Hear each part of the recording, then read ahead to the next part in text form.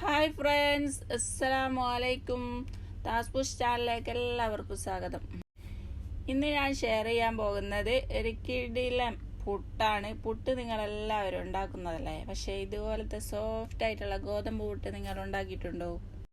ഈ പുട്ട് ഉണ്ടാക്കാൻ വേണ്ടിയിട്ട് കൈ കൊണ്ട് കുഴക്കണ്ട, വെള്ളം ഒഴിക്കണ്ട, നല്ല സോഫ്റ്റ് ആയിട്ടുള്ള പുട്ടും കിട്ടും.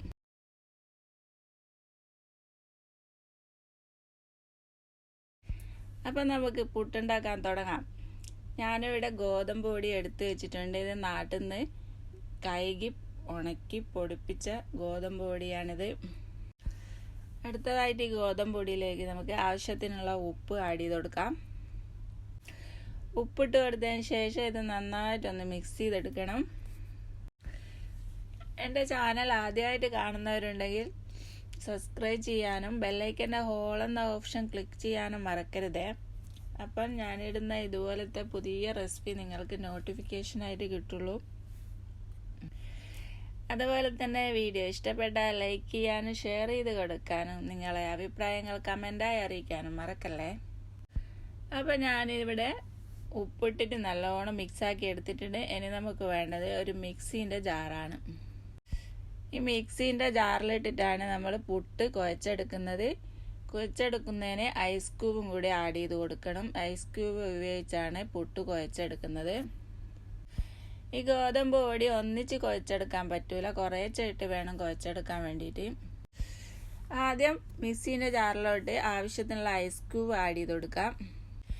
ഇതിലോട്ട് ഇനി 2-3 സ്പൂണ് ഗോതമ്പ് പൊടി ആഡ് ചെയ്ത് കൊടുത്ത് ഇതൊന്ന് അടിച്ചെടുക്കാം. നമ്മളെ പുട്ടിൻ്റെ അരിപ്പൊടി പോലെ തന്നെ തരി തരിയായിട്ടുള്ള പൊടിയായിട്ട് ഇത് കിട്ടും. പുട്ടുപൊടി ഇവിടെ റെഡി ആയിട്ടുണ്ട്. ഞാനിവിടെ ഒരു 2 പ്രാവശ്യം ഒന്ന് ക്രഷ് ചെയ്ത് കൊടുത്തിട്ടേ ഉള്ളൂ.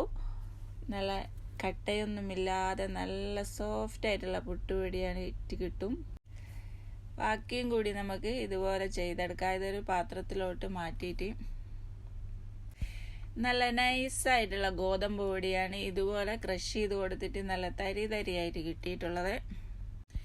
ഈ ഒരു ടിപ്പ് നിങ്ങൾക്ക് അറിയത്തില്ലായിരുന്നെങ്കിൽ അടുത്ത വട്ടം ഗോതമ്പ് പുട്ട് ഉണ്ടാക്കുമ്പോൾ ഇതുപോലെ എന്തായാലും നിങ്ങൾ ട്രൈ ചെയ്ത് നോക്കണം.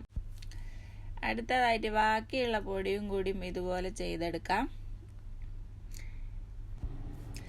ഇതാ നല്ല സോഫ്റ്റ് ആയിട്ടുള്ള തരി തരിയായിട്ടുള്ള പുട്ടുപൊടിയായിട്ട് കിട്ടിയിട്ടുണ്ട്. ഇതുപോലെ ബാക്കിയുള്ളതും കൂടിയും ചെയ്തെടുക്കാം.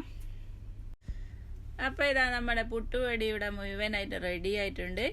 ഇനി നമുക്ക് പുട്ടുണ്ടാക്കിയെടുക്കാം. ആവശ്യത്തിനുള്ള തേങ്ങ നമുക്ക് പുട്ടും കുറ്റിയിൽ ആഡ് ചെയ്ത് കൊടുക്കാം.